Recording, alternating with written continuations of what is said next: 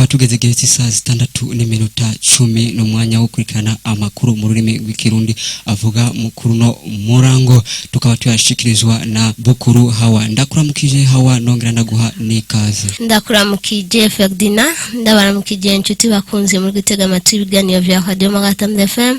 Nongera ndabaye ikaze mu makuru y'uyu munsi wa mbere, igenekerezo rya gatatu Ruhuhuma umwaka wa 2020, nayo akabagizwe n'izi ngingo nkuru zikurikira. Ku munsi wa gatandatu igenekerezo rya mbere Ruhuhuma, isamirizi yacu ariyo samirizi yanyu niho yakwiza umwaka itanguye gusamirana nyezina. Abadandaza ibirato mu isoko ya Magara ya mbere barashima cyane akazi kabo kuko kabatungiye imiryango naho atakazi kabura intambamyi. Muri iri joro ryakeye harahibonekeje ubusuma budasanzwe muri komine Rumonge zone Minago kuri Paroisse Minago, hakaba hibwe piano n'ibindi bikoresho bikoreshwa muri urwo rushengero. Mu buhinga bw'ivyuma turi kubifashwamwo na Kiza Jean. Idonido ry'aya makuru ni mukanya. Gwino muri sanze muri radio Magara Tamze fe. Ku munsi wa gatandatu igenekerezo rya mbere Ruhuhuma, isamirizi yacu ariyo samirizi yanyu Radio Magatam FM niho yaraye ikwiza umwaka itanguye gusamirana nyezina. Nyakubahwa umuyobozi wa Radio Magatam FM Dize Bobby yarafashe akanya ko gushima no gushimira abene gihugu bose bakurikirana iyo samirizi, yongera atwiganira imigambi igiye kurangurwa muri uyu mwaka.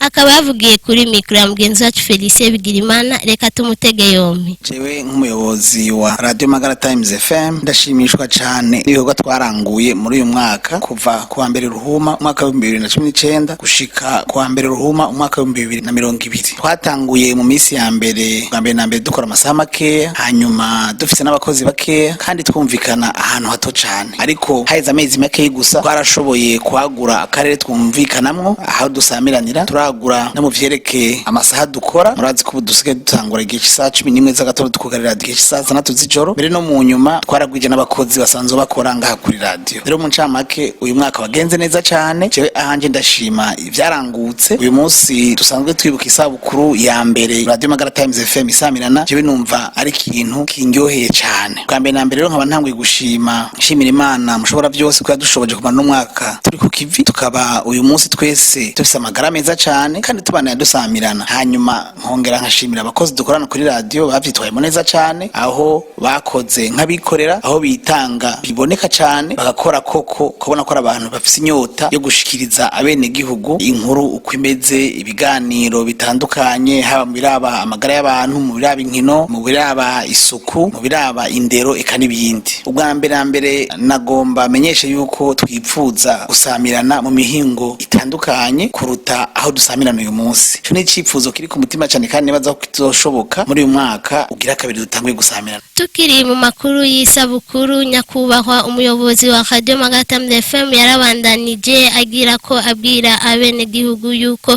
hariho n'ibindi biganiro bishasha biriko birategurwa gukogwa muri uyu mwaka, na cyane cyane nk'ibiganiro by'umuryango wa Afrika hamwe n'ikiganiro Kanguka ngo ndetse n'ibindi. Reka tubandanye tumutega yombi. Ikindi naco nuko tugiye gushikiriza ibiganiro bishasha hano kuri radio. Ikiganiro ca mbere hariho ikiganiro cerekeye ubutumwa bwiza citwa Kanguka, abantu benshi barakimenyereye. Ni ikiganiro kivuga ivy'ijambo ry'Imana, benshi baramaze gukira biciye mu biganiro Kanguka. Ni ikiganiro kizoka magica kuri radio yacu imisi yose isaha 11 n'igice z'agatondo, kugira ngo gifashe umuntu gutegura umunsi, kugira ngo umuntu ashobore gutegura ingene aza kwirigwa, asaba Imana ize kwirigwana nawe imurongore mu byaza kurangura uwo munsi wose. Ico kiganiro nkuko mubizi kiramaze gufasha abantu benshi cyane, ariko muri imicungararo ayiwacu benshi ugasanga ni bafise ya telefone zibita Android kugira ngo bahanane ico kiganiro. Rero radio yacu yumviye kubafasha muri ubu buryo kugira ngo izo bashikiriza ico kiganiro imisi yose mu gatondo, nabo badafise telefone nini bashobore kumva ico kiganiro kugira ngo imitima ya benshi ishobore gukira. Muri no mwaka tugiye gutanga gushikiriza abumviriza radio yacu amakuru avugwa mu karere ka Afrika y'ubuseruko. Nkuko mubizi igihugu cyacu Burundi cyaragiye hamwe n'ibindi bihugu bitanu, ubu tukaba turi ibihugu bitandatu bigize umuryango wa Afrika y'ubuseruko. Rero tugiye gushikiriza abatwumviriza amakuru avugwa mu muryango wa Afrika y'ubuseruko kugira ngo umuntu umuntu aherereye ngaha muri ibice by'iwacu amenye yavuga muri Sudani y'Epfo, muri Kenya, muri Tanzania, mu Buganda eka no mu Rwanda, amenye ibivugwayo kuko murabona ubu inkuru tumvise ku radio akenshi abantu baziroha ku mbuga ngurukana bumenyi. Izo nazo nkuko nabivuze abene gihugu bafise ubuzima buto buto ama telefone manini bafise ajya bita Android. Radio yacu izokibashoboza kumva ayo makuru. Ikindi naco dushobora gushaka ko muri no mwaka kikiri mu nteguro mugabo turiko twimira gutegura higanwa cy'abaririmbyi bo mu ntara yacu ya Rumonge. Iryo higanwa uko rizoba ryategekanijwe tuzobibamenyesha mu minsi izoza, ariko biracari mu nteguro mugabo turipfuza gutenza imbere cyane kandi cyane abaririmbyi mu mwuga wabo bimwe biboneka. Ivyo ni bimwe mu byo twifuza gushikako muri no mwaka wa 2020. Abadandaza ibirato mu isoko ya Magara ya mbere barashima cyane akazi kabo kuko kabatungiye imiryango ngo naho atakazi kabura intambamyi.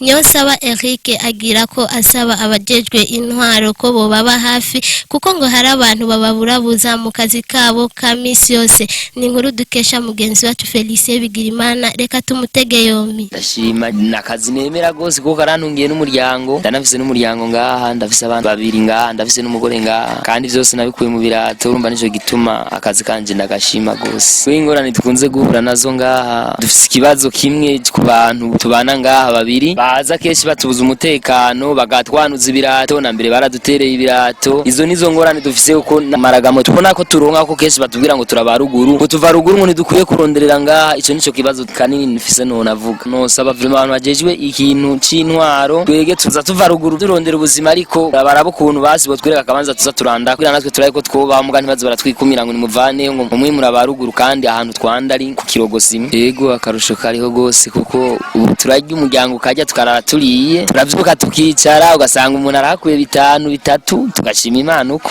Muri iri joro ryakeye harahibonekeje ubusuma budasanzwe muri komine Rumonge zone Minago kuri paroisse Minago, hakaba hibwe piano n'ibindi bikoresho bikoreshwa mu rugo rusengero. Abo basuma bakaba bafatiwe ku ruzi Ruzibazi n'Inyamirama bizo muri komine Bugarama nkuko tubishikirizwa n'umwe mu bakora muri komine Rumonge, bakaba bafatiwe ku ikamba ya Ruzibazi. Ni inkuru dukesha mugenzi wacu Kwizera Eliane, reka tumutege yombi. Nkuko bisanzwe twazindutse ngaho kazi ka misi yose, twaje ngaha turashira ku ikamba mu mwanya tunaraze igipolisi kivuye Magara caki dusaba ko twofashanya gatoyi ngaha kuko ari ikintu bamvise hamaze akanya gatoyi bagunye bahagarika imiduga bacaka, niko kazi kabo basanzwe bakora.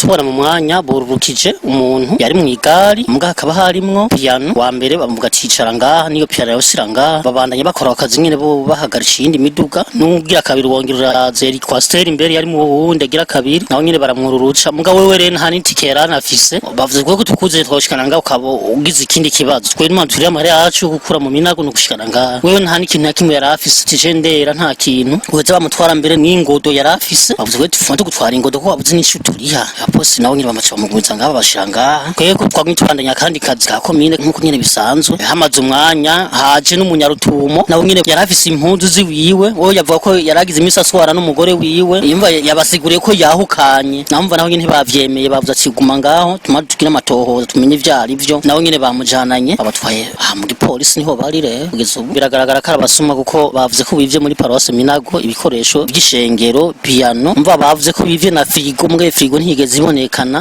Iyo ni inkuru twahawe na Ngomirakiza Edmo asanzwe akora kuri iyo kamba ya Ruzibazi. Amakuru twabateguriye aho akaba ariho agarukiye, reka dushimire bagenzi bacu bo mu ruganda rwo gutororokanya amakuru, dushimire warari mu buhinga Kiza jawe yatumye amajwi abashikira neza, dushimire namwe mwese mwari muduteze yombi, amakuru mukaba mwashikirijwe na hawa bukuru. Imana ibazigame. Gwino muri sanze muri radio Magara Times FM.